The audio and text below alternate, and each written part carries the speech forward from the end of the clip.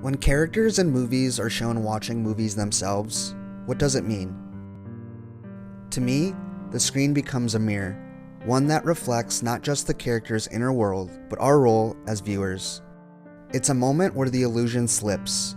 We're no longer just watching a story, we're watching the act of watching. These scenes create a layered experience. Suddenly, we're not passive spectators anymore, we're participants. The film starts to look back at us. This metafictional gesture complicates everything. It blurs the line between filmmaker and protagonist, fiction and reality. The story folds in on itself, and cinema becomes both the subject and the structure. So why do filmmakers choose to break the illusion?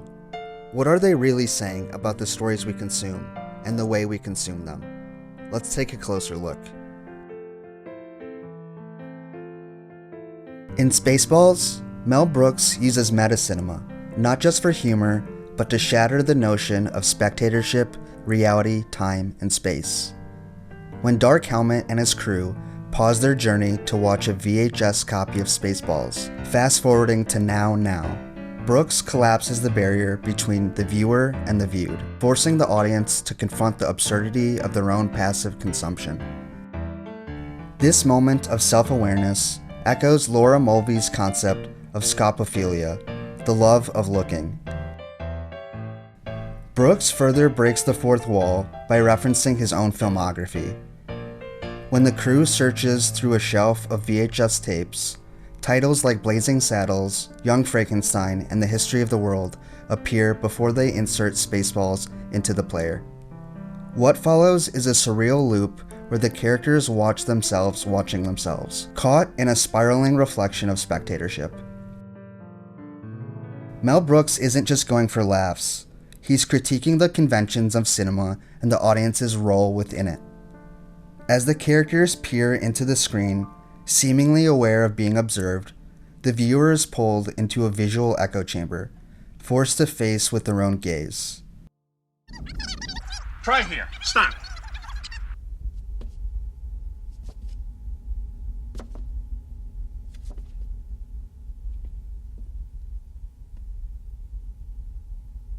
What the hell am I looking at? When does this happen in the movie? Now.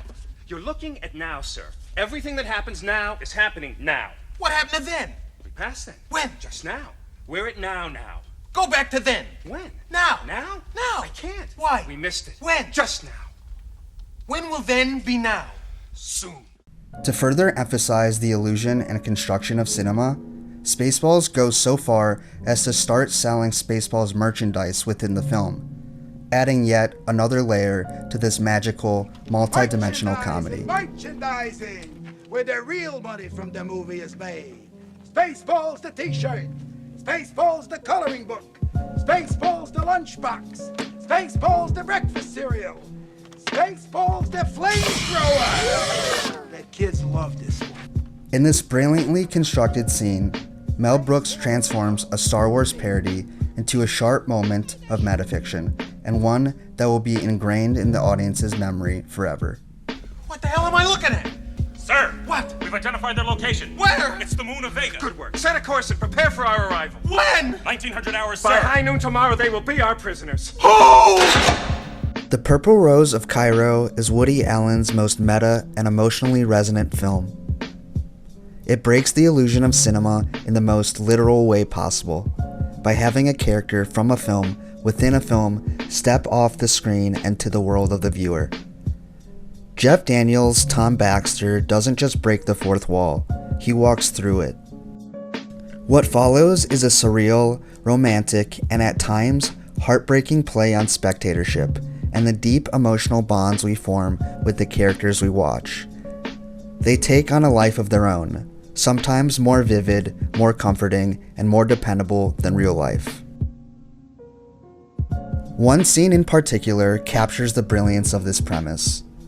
As Tom exits the screen, the remaining characters inside the movie freeze in confusion. The film within a film grinds to a halt. The in-movie audience begins shouting at the screen, bewildered by the narrative falling apart before their eyes. It's funny, poignant, and razor sharp in its commentary on how viewers interact with fiction. Allen turns the theater into a conversation, blurring the lines between actor and role, fantasy and reality, audience and film. It's a metafictional masterstroke that invites us to question not just what we watch, but how and why we're watching. At its core, The Purple Rose of Cairo is as much a love letter to movies as it is a critique of escapism. Through Mia Farrow's Cecilia, a lonely woman seeking solace in the golden glow of the silver screen, Allen explores the emotional refuge cinema can provide. But that refuge comes at a cost. When fiction begins to mean more than reality, when we fall in love with the illusions, what happens when the lights come back on?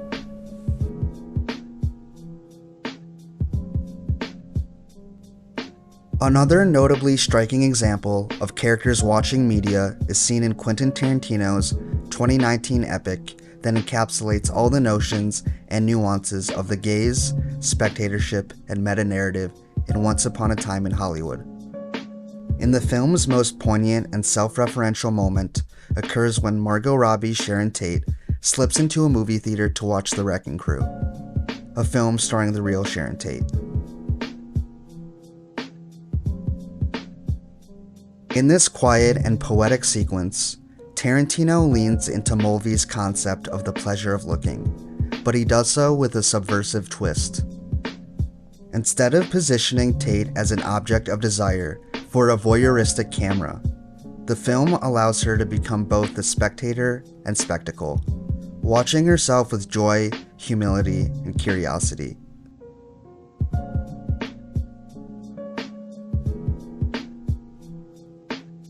As she observes the audience laughing and reacting to her performance on screen, the scene becomes layered with meaning. Tate is not only just watching a movie, but witnessing her own cinematic legacy take shape. The audience, in turn, becomes hyper-aware of their own gaze, watching a character watch herself in a role she actually played within a film that is rewriting her tragic history. This meta-narrative breaks down the boundary between fiction and reality, transforming the movie screen into a mirror that reflects the nature of fame, the fragility of identity, and the power of film to rewrite or preserve what history has erased. Rather than being reduced to a victim, Sharon Tate is granted a kind of cinematic resurrection, one that challenges the audience to reconsider not only what we watch, but how and why we derive pleasure from watching. And in the end, the act of watching, whether it's Dark Helmet fast-forwarding through Spaceballs, Jeff Daniels stepping off the screen in The Purple Rose of Cairo, or Sharon Tate watching herself on screen in Once Upon a Time in Hollywood, the filmmakers pull back the curtain on what it means to be a spectator. When characters watch themselves, or when they rewrite their own endings, they invite us to reflect on our own role in the cinematic experience. Are we simply watching, or are we being watched by the stories we engage with? The gaze, spectatorship, and dream logic all converge to turn film into something more than escapism. It becomes a conversation. And in doing so, they reveal something deeper. That the way we watch stories can shape how we see the world, and maybe even how we see ourselves. Thanks for watching. One, please. 75 cents. What if I'm in the movie? What do you mean? I mean, I'm in the movie. Like, comment, and subscribe for more deep dives on film.